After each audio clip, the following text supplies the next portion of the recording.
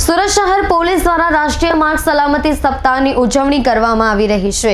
શહેર in charge police commissioner Wabang ઝમીરની ઉપસ્થિતિમાં આજે બાઇક રેલીનું આયોજન કરાયું હતું।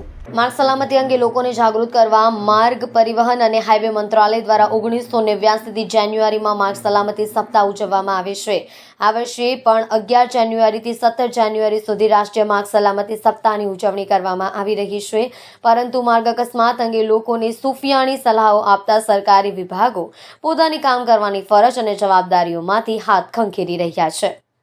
માર્ગ અકસ્માતો માટે લોકોને બેદરકારી કરતાં પણ વધારે પાલિકાઓ, પંચાયતો અને સરકારી વિભાગોની પ્રામાણિકતામાંથી કામ ન કરવાની વૃત્તિ કારણભૂત હોવાનું નિષ્ણાંતો માની રહ્યા છે। સુરત શહેર ઇન્ચાર્જ પોલીસ કમિશનર વાબાંગ ઝમીરની ઉપસ્થિતિમાં આજે બાઇક રેલીનું આયોજન કરી ટ્રાફિક સપ્તાહની સમાપન કરવામાં આવ્યું છે।